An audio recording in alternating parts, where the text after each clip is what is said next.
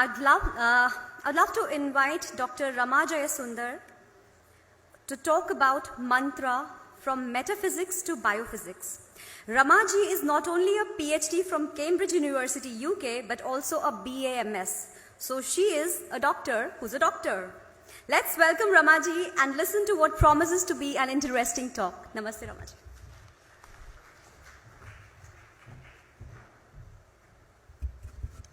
Can I have the first slide? So it's a great honor for me to be here at the first Indic Thoughts Festival, and I thank the organizers for the invite.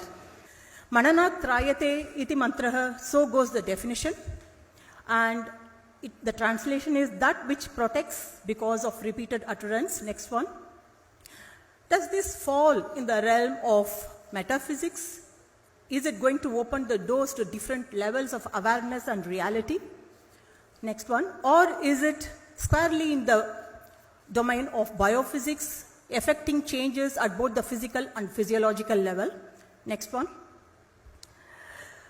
To even address these two questions, we need to understand how Vedas perceives the human system, because mantras are an inseparable part of Vedas, and the best way to visualize this or understand this is to see how Ayurveda, which is again a part of Veda, understands and perceives the human system. So you see in the figure that there are 4 domains that Ayurveda uses to understand the human system. You have a structural domain, you have a physiological domain, you have a psychological domain, and a domain of consciousness, which is the subtlest one. Each of these domains is intraconnected, and I have mentioned at the top, at the side. So for example, the structural domain is intraconnected using various channels. These are called srotas in Ayurveda. These channels can be blood vessels, lymphatic vessels, or nerves. The physiological domain is connected network within by parameters which are defined by Vata, Pitta, and Kapha, which are subclassified into 15 types each. The psychological domain uses the parameters of Sattva, Rajas, and Tamas, which we have heard the other speakers mention also. And these are subclassified into 16 subtypes. And then you have the domain of consciousness, which is networked through the levels of the koshas, the panchakoshas. Now what is interesting is that each of these domains is also interconnected. You can see the area of overlap. The structural and the functional physiological domain is connected through parameters of Vata, Pitta, and Kapha, and so are the other domains. So each of these domains actually influence each other, and what is easy to measure is what happens at the physical and the physiological domain, and you can draw the inference from these to the psychological domain. Next one. So there are 3 things that can be done with mantra. One can read the mantra, one can chant it, or one can meditate upon. Each of these 3 activities is going to cause different changes in the brain. Let's see what modern science has got to offer to measure these changes. Next one. So this slide shows the electrical activity of the brain when words are spoken or when the same words are heard. So the words are the same, but the top 2 figures shows the electrical activity in the brain when it's spoken. The next one is when it's heard. You can see the difference in the electrical activity in the brain. The next slide. So this one shows the changes in the blood flow when the same words are heard or seen or spoken or thought of. Next one. Now I am going to show a very interesting experiment which can show another aspect of mantra or sound. Give a click, please. So this is an inverted speaker, and now we are going to fill it with water, and then you can switch the music on. It can be any music, it can be a sound, it can be a swara or a note. Next one. And with proper lighting, you will see a picture like this. So this is called cymatic photography, and which helps visualize representation of visual representation of sound energy or the vibrational energy. Next one. I'm going to show you some interesting patterns which have been affected by different swaras and sounds. So the pioneers of this cymatic photography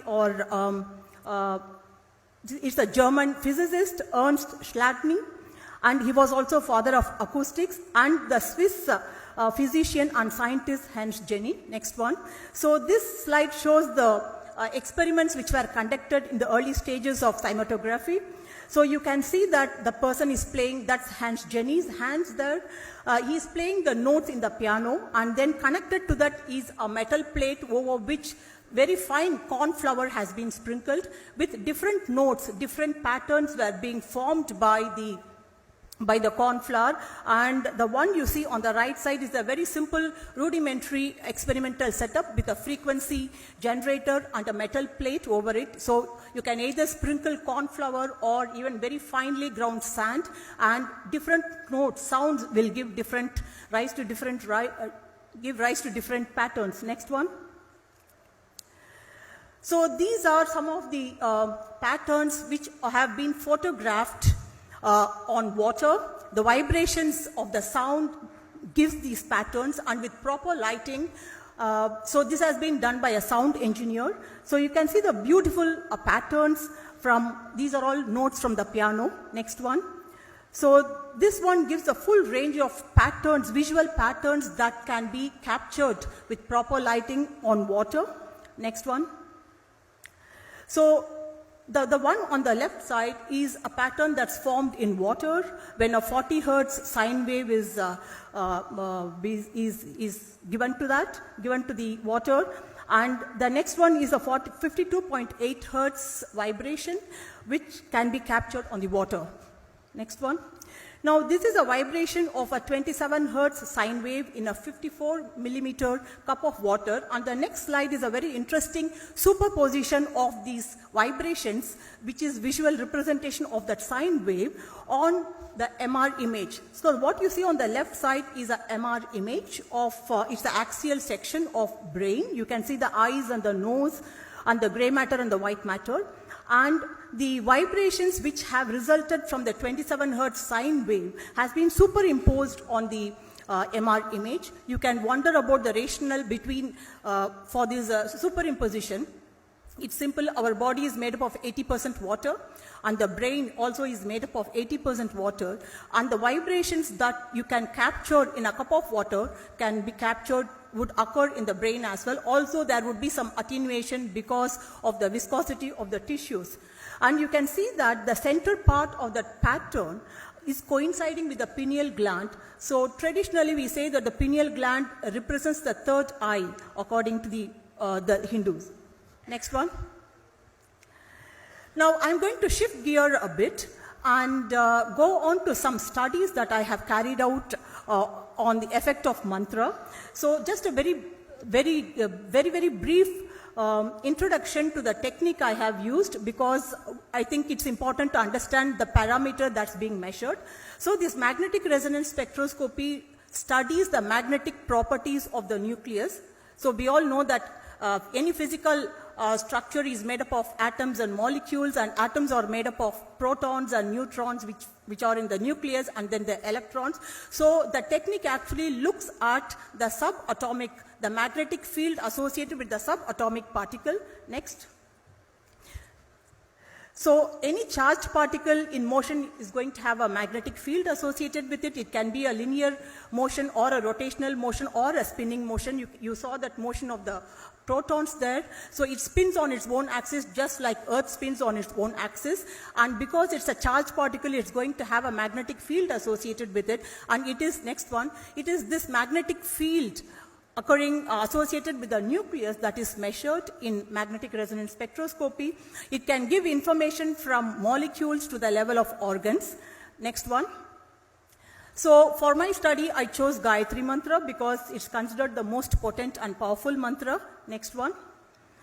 And Gayantam Trayate iti Gayatri, that which protects those who repeat and meditate upon it. There are so many attributes to what Gayatri Mantra can do. I'm not going into the details. I am sure that most of you would know the kind of the importance and power of Gayatri Mantra. Next one. So this is the protocol I used. The study was for a period of 9 months. The first 3 months, so there were about 30 volunteers. They were divided into groups of 10 each. The first group recited Gayatri Mantra in Sanskrit. Gayatri Mantra as it is. The second group recited that English translation. The third group did not. There was no chanting, there was no reciting any mantra. So all these volunteers who recited Gayatri Mantra, they used to get up at 2:30 or 3 in the morning, and they recited it for 108 times. And the volunteers who chanted it in English also did exactly the same thing. They used to get up at 2:30 or 3 in the morning and then recite it 108 times. So the first 3 months were baseline study, as you can see in the graph there. And then for the next 3 months, they were chanting, and then it was a follow-up period of 3 months, and every week MR spectrum was taken. Next one. So this is how a MR spectrum would look like. So this is the MR spectrum from normal human brain. You can see some neurochemicals here. For example, NAA stands for N-acetyl aspartate. It can be found only in neurons. So the information that you get from NAA gives information about neurons, and you can see the glutamate and creatine and choline. These are all neurochemicals that's found in brain. And you see the arrow and then 2 voxels there, 2 squares there. So this spectrum has been obtained from one of those voxels, one of those squares. Now in this particular study, looking at the effect of Gayatri Mantra, what I had done is I had obtained spectrum from both the hemispheres. So there was spectrum from the left hemisphere, and that is the frontal part of the brain, which is involved in thought processes. And so then I acquired another one from the right hemisphere. I was looking at the asymmetrical distribution of these neurochemicals and whether there is any change that is affected by Gayatri Mantra. Next one. So this is the result of what happens to the asymmetrical distribution of neurochemicals when Gayatri Mantra is recited. So you see that there are random variations before the Gayatri Mantra was recited, and then as the Gayatri Mantra recitation starts, then for the next 3 months, you see a reduction in the asymmetry. You see it coming towards unity, so which means that there is a balance of neurochemicals between the left and the right hemisphere, and the follow-up period. So there are 3 months after the chanting is stopped, you can still see that the effect of the reduction in asymmetry is sustained. Next one.